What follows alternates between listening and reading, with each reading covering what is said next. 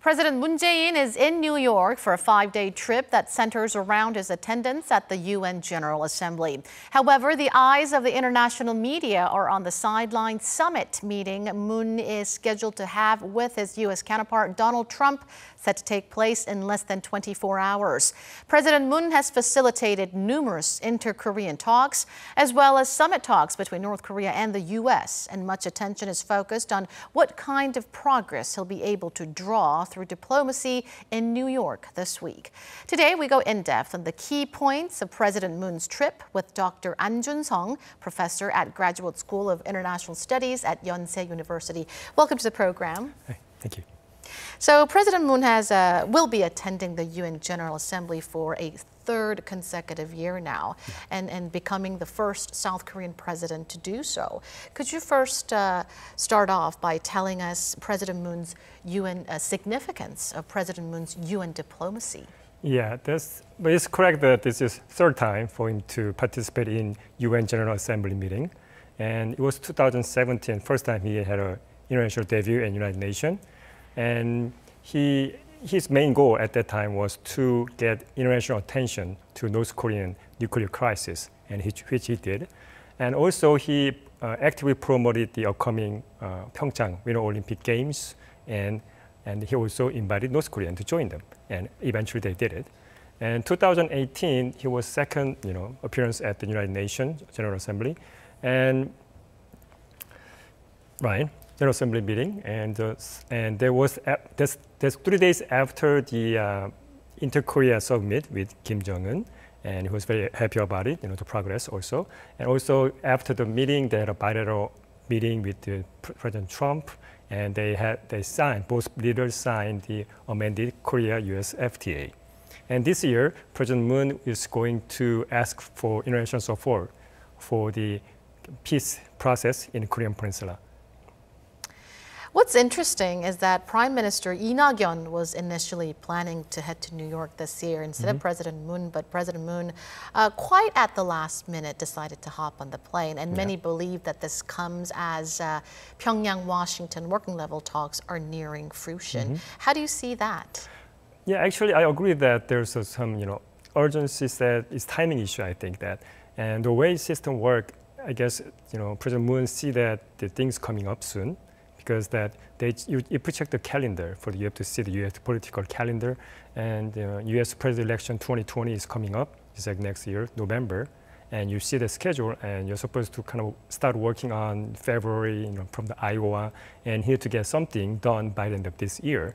And Kim Jong-un knows very well about his schedule, so they kind of both sides kind of agree that if you want to do it now, or it's not now. So Pyongyang-Washington working level talks are nearing. Yeah.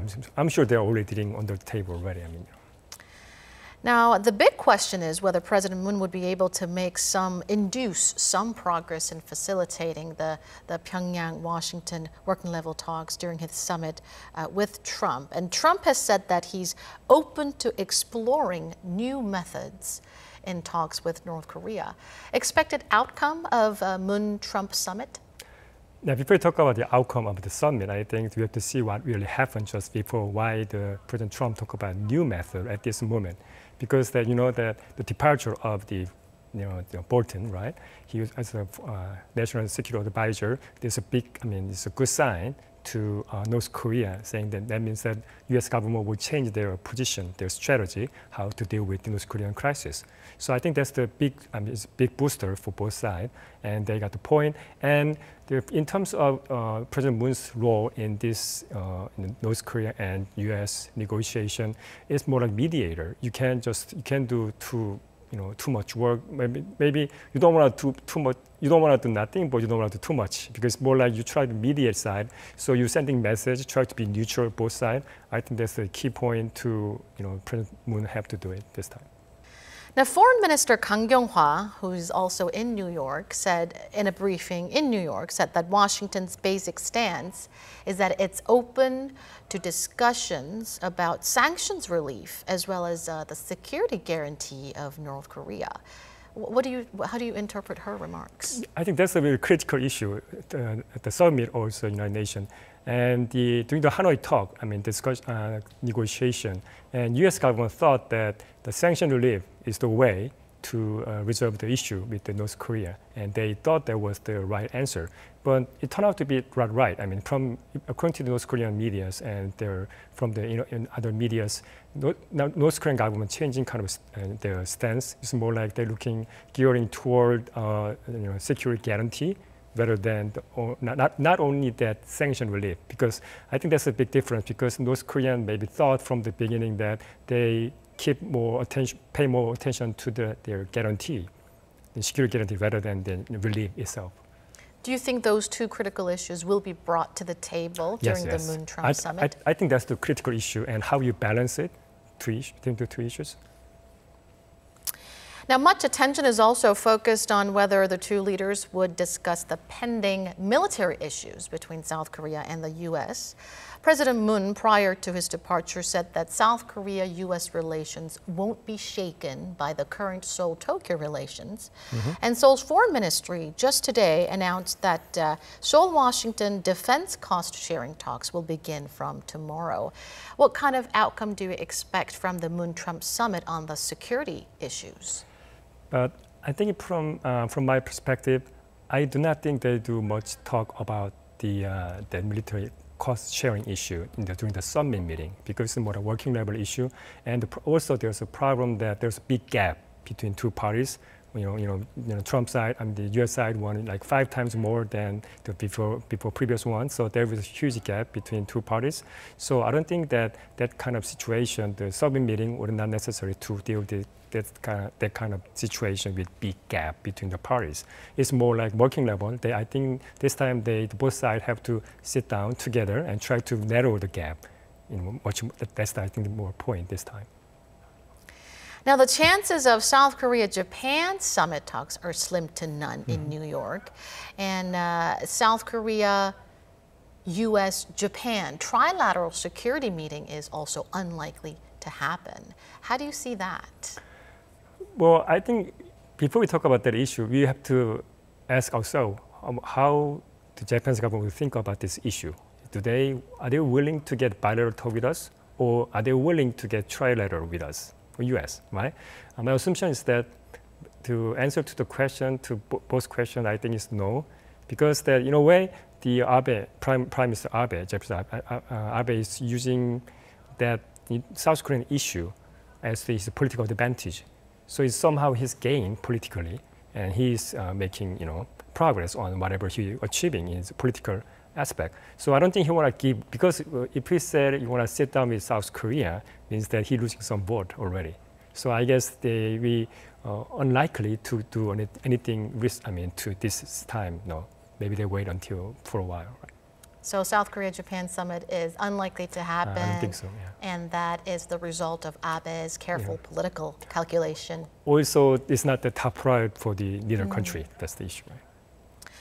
Now, President Moon will also hold talks with the President of Poland, a non-permanent member of the UN Security Council, as well as Prime Ministers of Denmark and Australia. What can we expect from those talks? I think it's more like, in a way, the big picture, try to improve the South Korean government global leadership, in a way. And in terms of Poland, it's a as you talk, it's a non-permanent member of the United Security Council. So they have a casting vote. And they had cast a vote in favor of Korean government position, South Korean government position. So there's a count. Also, in terms of economic tie, the South Korea one of the biggest largest investor into the Poland. So there's a growing economic tie in between two countries. And the Denmark and Australia, I think that's the one point they having the summit meeting is that the Korea and Denmark and the Australia have setting up multilateral organizations and try to get more global leadership through the summits. Now, while speculation remains high on a possible resumption of Pyongyang-Washington nuclear talks, North Korea has once again lashed out at the South Korean government, pointing the finger at South Korea for worsened inter-Korean relations. How do you interpret this, North Korea's latest remark? I think this is kind of a very usual because as you see that historically, North Korean strategy is that they prefer to talk directly with U.S. government, not through any third party, including South Korea. And I think from my understanding is that even now, North Korea prefer talk to U.S. directly without South Korea. I think that's how they think, because they try to get more from U.S. directly rather than going through the South Korea. I think their strategy also, if they think that deal is closing, I mean, deal is quite getting close, and they might think that they want to get all credit for it. So they want to get something, some balances. So showing that we'll try to get more credit, whatever we did it, not you, right? Basically. I think that is a typical tactic of North Korea. Yep. Now, Trump has recently stressed again on North Korea's growth potential, and he has also called that his relationship with Kim Jong-un is one of his important diplomatic feats. Do you expect a positive outcome from North Korea-U.S. talks if they happen soon? Personally, I think there will be something very positive outcome soon, because I think the both parties had under pressure, timing pressure to do whatever they could do it, because as we discussed it, and his Donald Trump president schedule, re-election schedule is very getting close, and to do something perhaps by November or at least the end of this year to show any kind of achievement in foreign relations, right? And as you see that he not much had a foreign achievement so far, so he need to get some balance, and also he had some political problem in domestic issues, so he need to get something, catchphrase, say I did something globally, right? I do something for America and something, and I think he chose North Korea. So that point is that how the Kim Jong-un approach it, and kind of both leaders understand that the necessity for both sides.